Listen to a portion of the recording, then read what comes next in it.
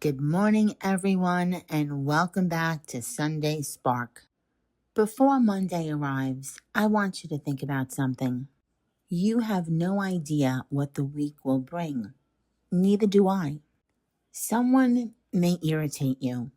A plan may fall apart. You may receive an answer that you weren't expecting, or not receive an answer you were waiting for. Someone can disappoint you. Something may land right in the middle of your week. And here's the thing. You can't control all of that. And neither could I. But you know what? We can decide before any of it happens how we're going to react. And sometimes the difference between a bad moment and a bad week is if we decide to let that moment take over. So today I want to give you 7 things to remember when life, people, plans, or even your own mood decide not to cooperate.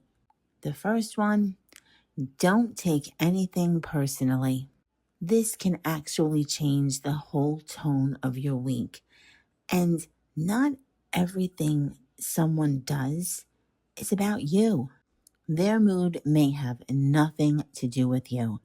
That short answer they gave you, nothing to do with you. Maybe their lack of enthusiasm just may be because of something they're dealing with. And you know what? Their opinion doesn't automatically mean that it has something to do with you. It doesn't automatically become your problem. We waste so much time and energy thinking, why did they answer me like that? What did they mean by that? Why did they say it? Are they upset with me? Did I do something wrong? But meanwhile, that person just may be having a difficult day, carrying their own stress and dealing with something you know nothing about. So this week, before you turn someone else's statement into something about you, take a breath. You don't have to pick up every emotion that someone else puts down. And number 2, you don't have to match someone else's energy. If someone approaches you irritated, you don't have to become irritated. If they're sarcastic, you don't have to answer with sarcasm. If they raise their voice, you don't have to raise yours also. And if someone walks into the room carrying chaos, you don't have to join them. And I think we forget this sometimes. We think that responding is matching someone else's energy, and that's what it's supposed to be. But it's not true. Sometimes the strongest response is to remain the person who you are. Remain the same person before they walked into the room, and remain the same person no matter what they bring with them. Stay calm, clear, grounded, maybe even quiet. Let someone else own their behavior, and you own yours. Number 3, please stop attending every argument you're invited to. This one really matters. Just because someone wants to debate you doesn't mean you have to join in. You don't have to participate with this. If someone doesn't understand you, you don't have to write a dissertation explaining yourself. And if someone has an opinion about your choice, you don't have to defend any of them. Sometimes you can just say, okay, and move on. Not every comment deserves a response, and not every disagreement deserves your energy. And remember this one, not every person deserves access to your peace. You don't receive a trophy for an argument that ruined your afternoon. Sometimes the real winning is walking away with your mood intact. Number 4, say no before it turns into resentment. This week, there may be things that you don't want to do. There may be things that you genuinely can't do. You are allowed to say no. You don't need a 5-paragraph explanation. You don't need to invent an excuse, and you definitely don't need to feel guilty for the next 6 hours. Saying yes when you desperately want to say no doesn't make you generous. Sometimes it just makes you resentful. And being resentful means that you ignored a boundary along the way. So before you actually say yes this week, ask yourself, do I really want to do this? Do I have the time? Do I have the energy? If the answer is no to those questions, then a respectful no should be said to the person who asked you. Number 5, protect a little piece of the week for yourself. Before anyone starts claiming little pieces of your week from you, start claiming little pieces for yourself. Claim some time for yourself during the week. And I'm not talking about an elaborate 3-hour self-care session for yourself. Maybe it's just sitting quiet, enjoying your coffee. Maybe it's a workout. Maybe it's going for a walk or walking 10 minutes on the treadmill. Maybe it's sitting somewhere with no distractions, no phone, no music, no TV, just sitting there quietly with your thoughts. It's okay to sit there for 10 minutes, quiet, just you and your thoughts. Because every time you give your life to someone else or they claim a part of your life because you're constantly doing something for them, you're giving up that time that you need for yourself, with yourself. Block out a certain amount of time on your calendar this week. Number 6, this one is very important, and honestly, this one is my favorite. Sometimes no response is a response, and sometimes no response is the best response.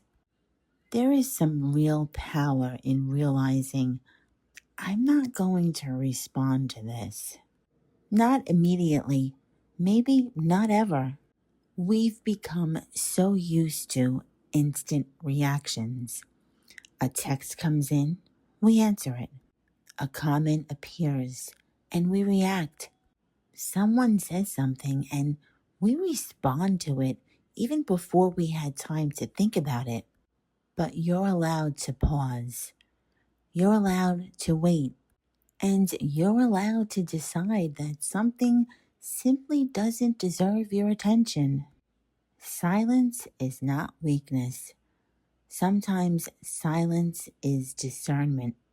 Sometimes it's self-control, and sometimes it's realizing, you know what? I have better things to do with my day.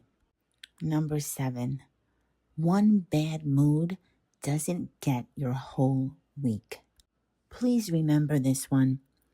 If Monday morning goes badly, it doesn't mean Monday, the total day, was a bad day. It's not ruined. If something happens Tuesday afternoon, your whole Tuesday is not ruined. If something annoys you on Wednesday, your entire week is still not ruined. We have a habit of turning moments into entire days, and sometimes entire days into weeks. I used to do that. If I had something that really upsetted me in the morning, maybe something I even cried about, I have to tell you, it ruined my entire day. I didn't want to see anyone. I didn't want to speak to anyone. And you know what? I look back at it now and I realize how many days I let slip by because of this one terrible habit. So I don't say anymore that, well, Wednesday is shot because I was upset Wednesday morning. That's not true. I now have to turn it around and go on with my day. Maybe 15 minutes of that Wednesday was bad. Maybe someone was so aggravating and frustrating. Fine, that's fine. But you know what? The next hour and the hours following that are yours. You can reset in the middle of the day. You can do it at 2:25 in the afternoon on a Thursday. There is no rule that says fresh starts only happen in the morning, or for that matter, fresh starts only happen on a Monday or New Year's Day. A fresh start can happen anytime you want it to.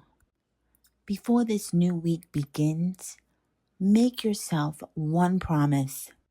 I am not taking everything personally.